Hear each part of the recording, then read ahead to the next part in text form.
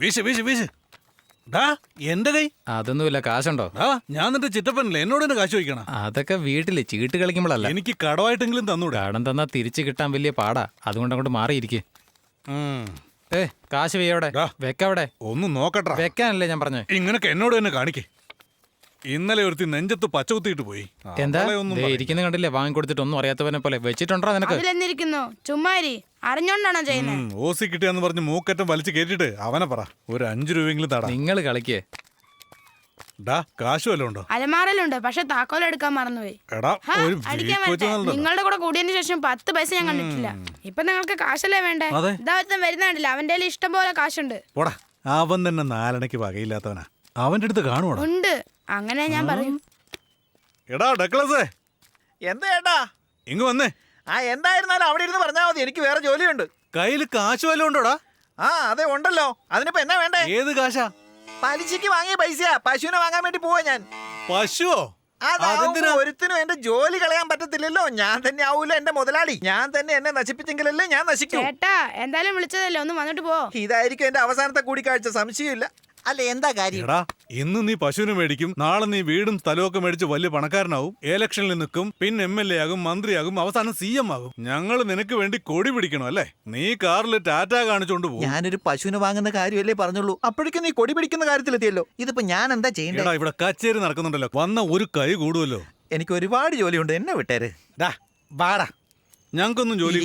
കമ്പ് വെട്ടിമുറിക്കുന്ന പരിപാടിയാ ഇവര് ചെയ്യുന്നത്. ഞാൻ ഒരിക്കലും തോക്കാൻ പോകുന്നില്ല. നിങ്ങൾ ചെയ്തിട്ട് എന്തിനാടാ ഡക്ലസേ ഈ കയറ്?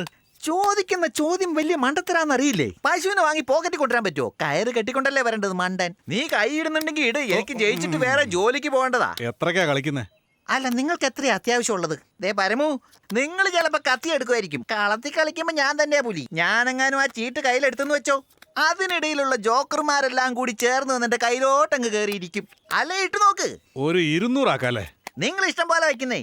ഇന്ന് ചീട്ട് വിട്ട് പോടാ. ചേട്ടനൊരു കളർ വാങ്ങിട്ട് വാടാ. ജയിച്ചിട്ട് കുടിക്കാം, ഒന്ന് സമാധാനപ്പെട്. നീ അങ്ങനെ പറഞ്ഞാ പിന്നെ ജയിച്ചിട്ട് കുടിക്കാം.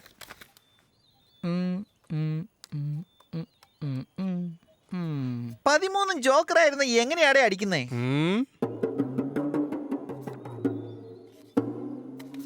ചേട്ടാ കുടിക്കാൻ എന്താ വേണ്ടേ? ബീർ തന്നെ പറയടാ ഇനിയാ. ചേട്ടൻ ജയിച്ചിട്ട് വരാം, നീ ഒന്ന് സമാധാനിക്കേ. ഇപ്പൊ തന്നെ ഓടി വരാം. 5 മിനിറ്റ്. ആഹാ, തീർത്തടിച്ചല്ലോ. എനിക്കടിച്ചു. ഇതാണ് എനിക്ക് ഇഷ്ടപ്പെടാത്തത്. എന്നാ ഞാൻ കുടിക്കാൻ വാങ്ങിച്ചോണ്ട് വരട്ടെ? ശരി ശരി, കളിക്ക്. കളഞ്ഞത് പിടിക്കണമല്ലോ. ഇനി ഞാൻ 500 വെക്കുക. എടാ പരമേശ്വരനെ എവിടെങ്ങാനും കണ്ടോ?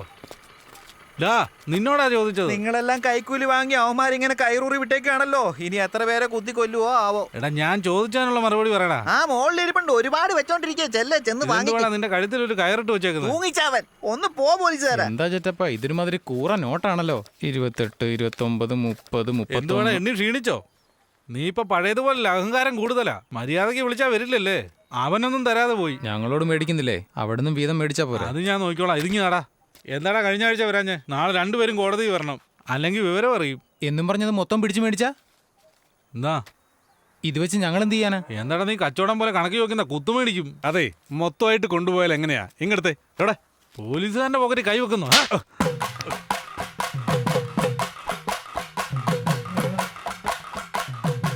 പരമു, ഈ മുള്ളമന്നിയുടെ ഡ്രസ് ഊരിയിട്ട് നമ്മൾ ഇട്ടിട്ട് ഒരു ഫോട്ടോ എടുക്കണം. വേണ്ട ചിറ്റപ്പ, ഇവൻ വെറും കോൺസ്റ്റബിൾ അല്ലേ. ഇൻസ്പെക്ടറിന്റെ ഉടുപ്പ് ഞാൻ മേടിച്ചു തരാം. ഇവനെ അടിച്ച് ശരിയാക്കി 1 വർഷം കമ്മീഷൻ കൊടുക്കണ്ട. നമുക്ക് ഉപ്പ് തേച്ച് ഉണക്കായവനെ. അല്ല ചിറ്റപ്പ, നാളെ ഉത്സവല്ലേ. ഈ യൂണിഫോമിൽ ഒരു കളി കളിക്കാൻ. അതല്ലേ ഇവന്റെ ഉടുപ്പൂരാന്ന് പറഞ്ഞത്. അല്ലാതെ ഈ ഡ്രസ്സ് നമുക്ക് സ്വപ്നം കാണാൻ പറ്റുമോ?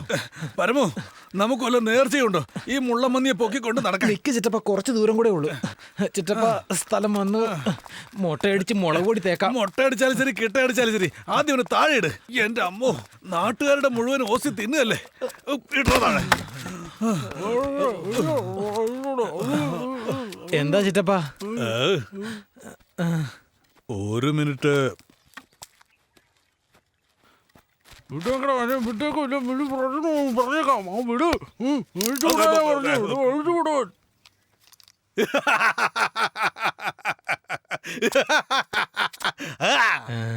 ഉത്സവത്തിന്റെ അന്ന് ജനങ്ങളുടെ മുമ്പിൽ വെച്ച് മുണ്ടുരിഞ്ഞപ്പോൾ ഞങ്ങൾ ശാന്തരായി. അതെ അതെ. നമ്മൾ മോഷ്ടിച്ചതിവൻ പിടിച്ചു പറിച്ചപ്പോൾ നമ്മൾ മൗനമായി. എന്നാൽ ഇന്നോ ഇവന്റെ ഓഞ്ഞ കാക്കിയുടുപ്പിൽ കൈവച്ചതുകൊണ്ട് എന്റെ കരണത്തടിച്ച് നമ്മുടെ പരമ്പരയെ തന്നെ അപമാനിച്ചിരിക്കുന്നു. അയ്യോ, അപമാനം, ലജ്ജാവഹം. ഇനി ക്ഷമിക്കാനാവില്ല. എടുക്ക് പുറത്ത്. എവിടെ നിന്റെ ഉടവാൾ? എടുക്ക്. അവന്റെ അത് അറുത്തെടുക്ക്, അറുത്തെടുക്ക്, അറുത്തെടുക്ക്. നീതിപീഠം ഞങ്ങൾക്ക് മാപ്പ് തന്നു. എന്തിന്? ന്യായത്തിന്റെ തുലാസ് പോലും ഞങ്ങൾക്ക് അനുകൂലമായിരുന്നു. ഒരു ചുക്കും ചെയ്തില്ല. ചിറ്റപ്പ സംഗതി എടുത്തു. അയ്യോ, എടുത്തുന്നോ? വേഗം ഓടിക്കോടാ. എടാ കൊച്ചാപ്പി, ഓടിക്കോടാ. വണ്ടി ഓടിക്കോ. ചെല്ലമ്മേ, നീ ഒരു കാര്യം അറിഞ്ഞോടി? എന്ത് കാര്യമാ? നിന്റെ ചേട്ടന്റെ മോനും അനിയനും ചേർന്ന് പോലീസുകാരന്റെ ചെവി അറത്തെന്ന്. എന്താ ഈ പറയുന്നേ? അതേടി ചെല്ലമ്മേ, കാട്ടിലൂടെ പോയ പോലീസുകാരനെ പിടിച്ച അവന്മാരിങ്ങനെയൊക്കെ ചെയ്തു കളഞ്ഞത്. സത്യമാണോ ഈ പറയുന്നേ? അപ്പൊ ഈ ജന്മത്തിൽ അവൻ നന്നാവൂന്ന് എനിക്ക് തോന്നുന്നില്ല. ചെവി മുറിച്ചെടുത്തതും പോരാഞ്ഞ് ഓടിപ്പോയി ഒളിച്ചെന്ന്. നിന്റെ അമ്മേനെ പോലീസ് പിടിച്ചോണ്ട് പോയിട്ടുണ്ട്. നിനക്കൊന്ന് പോയി നോക്കാമേലായിരുന്നു ചെല്ലമ്മേ. പിന്നെ ഇവിടുത്തെ പ്രശ്നമേ ഇനി തീർന്നിട്ടില്ല. ഇതിന്റെ ഇടയ്ക്ക് അവനെ പോയി നോക്കിയിട്ട് വരുന്നേ. വേറെ ജോലിയില്ല എനിക്ക്. എത്ര നാളിങ്ങനെ നിങ്ങൾ മിണ്ടാതെയും പറയാതെയും ഒക്കെ അങ്ങനെ ഇരിക്കും. ഇന്നല്ലെങ്കിൽ നാളെ ഒന്നു ചേരാൻ തന്നെയാ പോകുന്നു.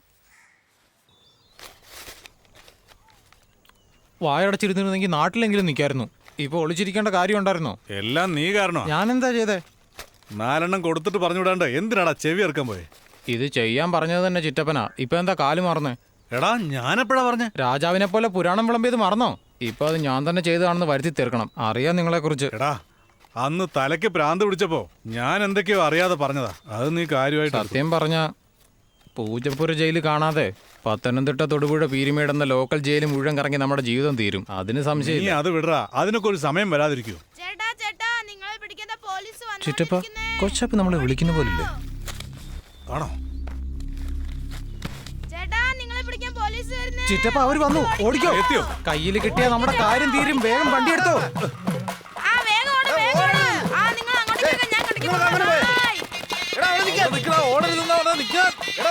ചിറ്റപ്പ, കുടുങ്ങല്ല ചിറ്റപ്പ. ഓടിക്കോ. എങ്ങനെയല്ലേ രക്ഷപ്പെട്ടോണം.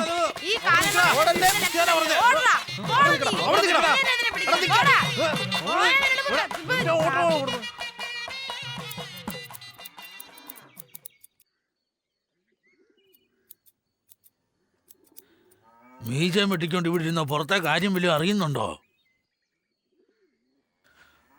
കരുണ, ശിവാനന്ദനും പരമേശ്വരനും അവിടെ കിടന്ന് അടിയുണ്ടാക്കി പോലീസ് പൊക്കിയെന്ന്.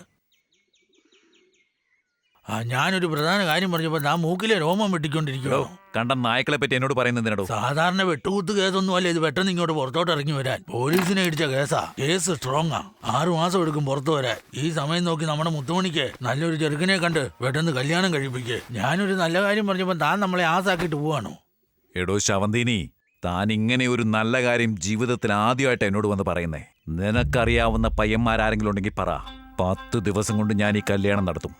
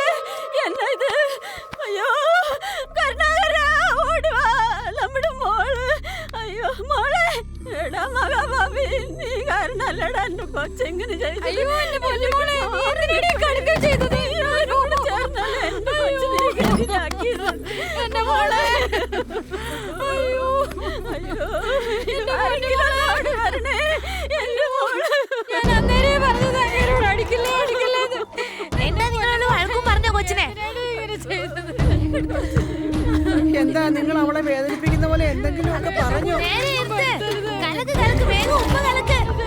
ചേച്ചി, ആ സാരി കൊണ്ട് അവളുടെ വയറൊന്ന് കെട്ടിക്കേ. കിടന്ന്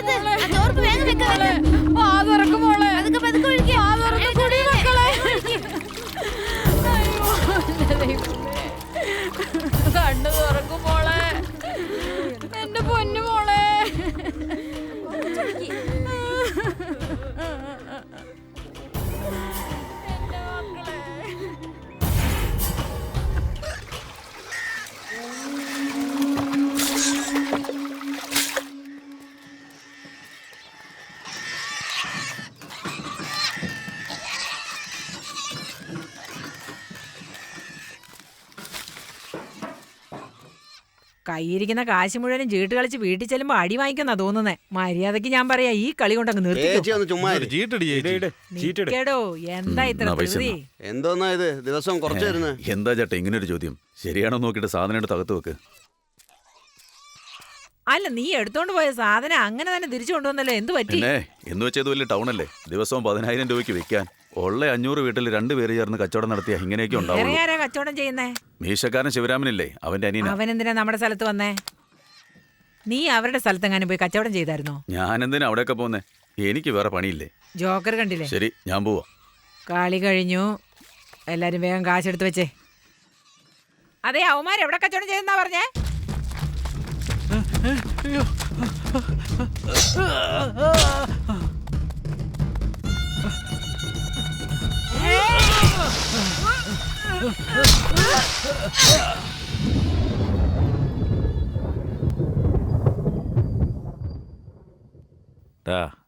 അകത്തുപോയി പറ, നിന്റെ ചേട്ടൻ ഇനി ഇവിടുന്ന കഴിക്കുന്നെങ്കിൽ ഞാൻ ഇനി കഴിക്കുന്നില്ലാന്ന്. നീ ഒന്ന് ചുമ്മാതിരിക്കാൻ അളിയാ.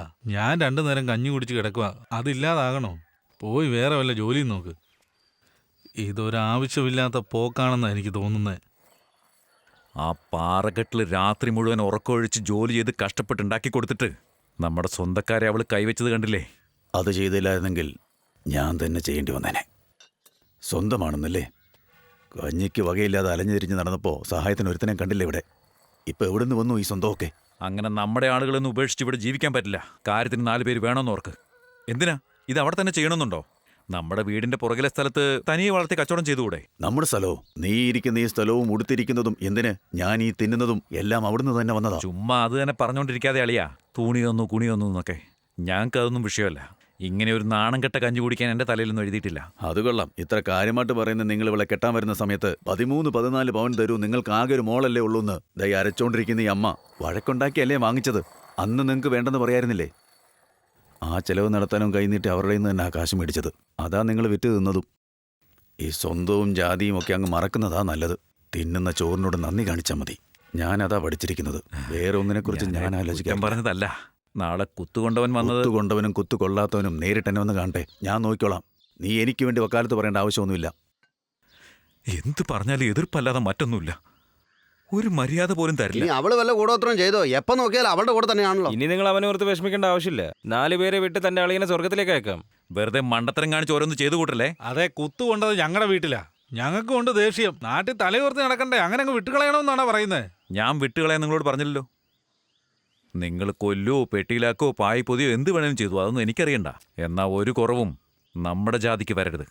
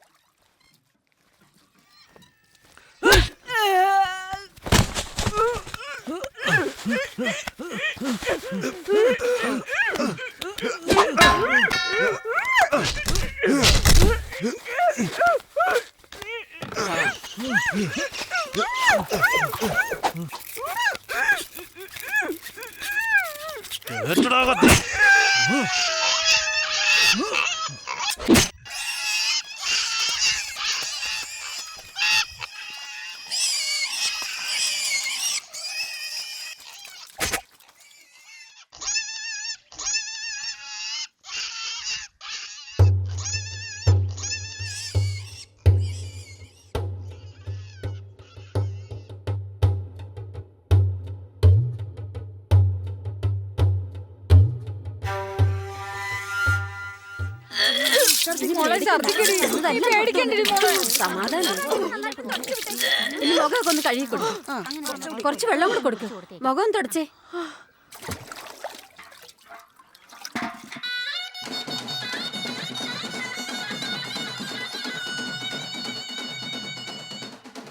പോലീസേ, എന്റെ ചേച്ചിയെ അവന്മാര് കൊന്നത്. ഇതിന് ഞാൻ പകരം ചോദിച്ചില്ലെങ്കിൽ ഞാൻ നിന്റെ ജീവനോടെ ഉണ്ടാകത്തില്ല. എന്നെ വിടും, എന്നെ വിടാൻ എനിക്ക് ചോദിക്കണം അവരോട്. എന്റെ ചേച്ചിയെ അവന്മാര് കൊന്നത്. ഇതിനവരോട് പകരം ചോദിച്ചേ പറ്റൂ. എന്തിനാടാ കരയുന്നേ? എന്തിന് കരയാൻ വേണ്ടി നിന്റെ ചേച്ചി സാധാരണ സ്ത്രീ ആയിരുന്നോ? ആണുങ്ങളെ പോലെ അല്ലടാ ജീവിച്ചത്. ചേച്ചി ജീവനോടിരുന്നപ്പോ എങ്ങനെയായിരുന്നു? സ്വർഗത്തിലേക്ക് പോകുമ്പോഴും അതുപോലെ തന്നെ സന്തോഷത്തോടെ വേണം അവിടെ അയക്കാൻ.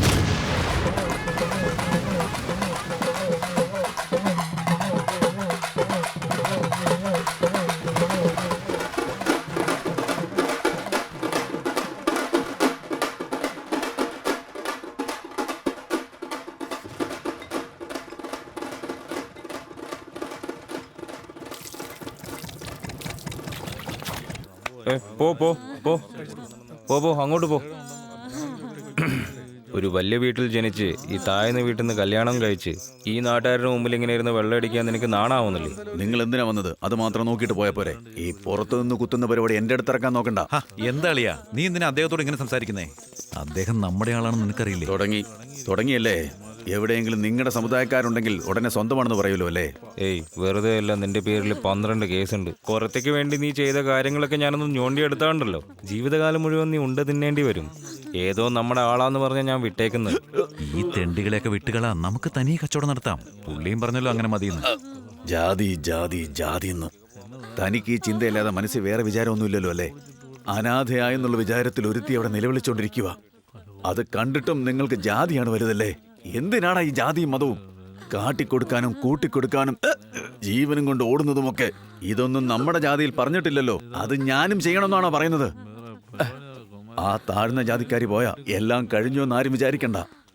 ഞാനുണ്ടാ ഇവിടെ, ഞാനിവിടെ കാണും.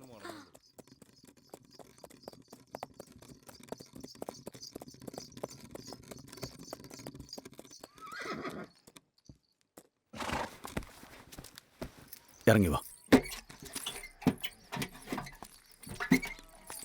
അവരോട് അവിടെ നിൽക്കാൻ പറയടി. നമുക്ക് ആദ്യം വെളിയിൽ പോവാം. അതിനുശേഷം അവൻ ഇവിടെ കുടുംബം നടത്തുവോ കൂത്താടുവോ എന്ത് വേണമെങ്കിലും ആയിക്കോട്ടെ. ഇത്ര വൃത്തികെട്ട ജാതികളെ കണ്ട് ജീവിക്കാൻ വയ്യ. ഞാൻ എത്ര പ്രാവശ്യം 19 വീട്ടുകാർക്ക് പട്ടിണി മാറ്റിയിരുന്ന ചേച്ചി, അവര് ജന്മം കൊടുത്ത കുട്ടി അനാഥയായി നിൽക്കുന്നത് കണ്ടപ്പോ ജാതി മതമൊന്നും ഞാൻ നോക്കിയില്ല അമ്മേ. അതൊക്കെ ശരിയടാ മോനെ. ഇങ്ങനൊരു തീരുമാനം എടുത്തപ്പോ അമ്മയോടൊന്ന് പറയാറുന്നല്ലോ. പറഞ്ഞേനെ, പക്ഷെ നിങ്ങളാരും സമ്മതിക്കില്ല എന്നോർത്ത് പേടിച്ച്. സമ്മതിക്കില്ല എന്ന് നിന്റെ മനസ്സ് തന്നെ പറയുന്നുണ്ടല്ലേ? അപ്പൊ അറിഞ്ഞുകൊണ്ട് വീണ്ടും ഇങ്ങനെ ചെയ്തുകൊണ്ട് വന്ന എന്താ അർത്ഥം? ഞാനാണ് ഈ വീടിന്റെ ഗൃഹനാഥൻ എന്നുള്ള അഹങ്കാരം. അതോ ഇത് നമ്മുടെ സ്ഥലമാണ്, നമുക്ക് അവിടെ പോയി ജീവിക്കാന്ന് പറഞ്ഞ് ഇവള് വിളിച്ചോണ്ട് വന്നു. അളിയാ നിന്റെ നാവടക്കി വെക്കാൻ നോക്ക്. ചുമ്മാ പേടിപ്പിക്കാതെ മോനെ. എന്താ കൂടുതൽ സംസാരിക്കുന്നത്? പറഞ്ഞതല്ലടി ഇങ്ങനെയൊക്കെ തന്നെ നടക്കുന്നു. ഇങ്ങോട്ട് നോക്ക്. എന്റെ കെട്ടിയവന്റെ കുത്തിനൊന്നും പിടിക്കുന്ന എനിക്ക് ഇഷ്ടമല്ല. വാടി പോകാം. നിങ്ങൾ ആരും ഇവിടുന്ന് പോവണ്ട. എന്റെ അമ്മ ജീവനോടെ ഉണ്ടെങ്കിലും എനിക്ക് അവന്റെ കൂടെ ജീവിക്കുന്നത് ഒട്ടും ഇഷ്ടമല്ലായിരുന്നു. അതുകൊണ്ടാണ് ഞാൻ ഇങ്ങനെ ഒരു തെറ്റ് ചെയ്ത് നിങ്ങളുടെ കൂടെ ജീവിക്കാൻ വേണ്ടി ഇങ്ങോട്ട് വന്ന്. നിങ്ങൾക്ക് ആർക്കും ഇഷ്ടമല്ലെങ്കിൽ ഞങ്ങൾ പോയിക്കോളാം. വാ നമുക്ക് പോകണ്ട, ഇവിടെ തന്നെ നിൽക്കണ. ഒരു വിശ്വാസത്തിലാണ് ഞങ്ങൾ ഇങ്ങോട്ട് പോകുന്നത്. ഇനി അമ്മ പറഞ്ഞാലും ഞങ്ങൾ ഇവിടെ താമസിക്കില്ല. അമ്മയും സഹോദരനും നഷ്ടപ്പെട്ടു നിൽക്കുന്ന ഇവളുടെ മനസ്സ് നോകുന്ന രീതിയിൽ സംസാരിച്ച പിന്നെ ഞാൻ എന്റെ പെങ്ങളെ വിധവയാക്കേണ്ടി വരും. അമ്മേ ഇതാ ഇത് വെച്ചോളൂ.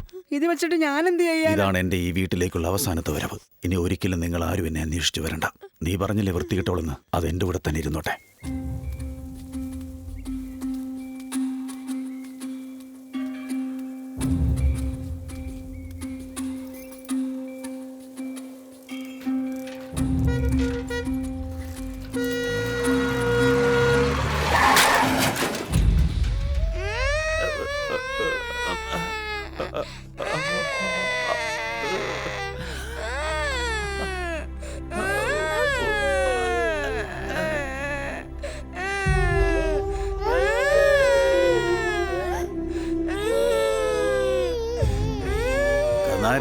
നാട്ടുകാരൊക്കെ പലതും പറയുന്നു. സത്യത്തിൽ എന്തിനാ ആ കുട്ടി വിഷം കുടിച്ചത്? മതിയടാ മതി. നിന്റെ ജാതിയും പറഞ്ഞുള്ള പറച്ചിലൊക്കെ നിർത്ത്. മനുഷ്യനായിട്ട് നടക്കാൻ നോക്ക്.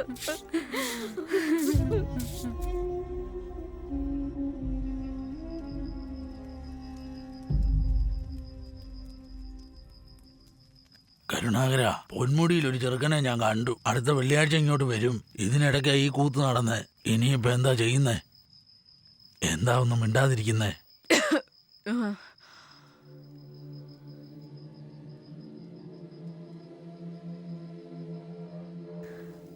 അർലിക്ക മാത്രമേ കഴിച്ചുള്ളൂ. അതിൻ്റെ കൂടെ നല്ലെണ്ണയും ചേർത്ത് കഴിച്ചാൽ അപ്പം തന്നെ മരിക്കുമെന്ന് എനിക്കറിയാം. അത്ര എളുപ്പത്തിൽ മരിക്കാൻ എനിക്ക് ഭ്രാന്തൊന്നുമില്ല. ഞാൻ മരിച്ചാൽ നിങ്ങളുടെ അന്തസ് പോവും. നിങ്ങളുടെ അന്തസ് പോയാൽ പിന്നെ നിങ്ങൾ ജീവിച്ചിരിക്കില്ല. പക്ഷെ എനിക്ക് അങ്ങനെ ഒന്നുമില്ല അച്ഛാ. ഒരു കുറവുമില്ലാതെ എന്നെ അവന് കൊടുക്കണം, അത്രേ ഉള്ളൂ. ഇനി ഇതെല്ലാം മറന്ന് എന്നെ തടയാൻ ശ്രമിച്ച എന്നെ കൊണ്ട് പറ്റുന്നതെല്ലാം ഞാനും ചെയ്യും. എന്താ വെച്ചാ ഇങ്ങനൊക്കെ സംസാരിക്കുന്നേ? ഈ ബ്രോക്കർ പണിയൊക്കെ താൻ വേറെ എവിടെയെങ്കിലും വെച്ചോ. ആ വീട് കാരണം അവൾ എന്തെങ്കിലുമൊക്കെ പറഞ്ഞെന്നോർത്ത് എന്തിനാ നീ ചൂടാകുന്നേ? വായ അങ്ങ് മൂടി വെച്ചാ മതി. അത് തുറന്നാലല്ലേ പ്രശ്നം. നിന്നെ ആരും ഒന്നും ചെയ്യാനില്ല. നമുക്ക് നോക്കാവുന്നേ ഇതെവിടെ വരെ പോകുമെന്ന്. വയസ്സാങ്കാലത്ത് ഇനി നമ്മളായിട്ട് ഒരു പ്രശ്നം ഉണ്ടാക്കാൻ പോകണ്ട. അതാ നല്ലത്. പറയുന്ന കേക്ക്.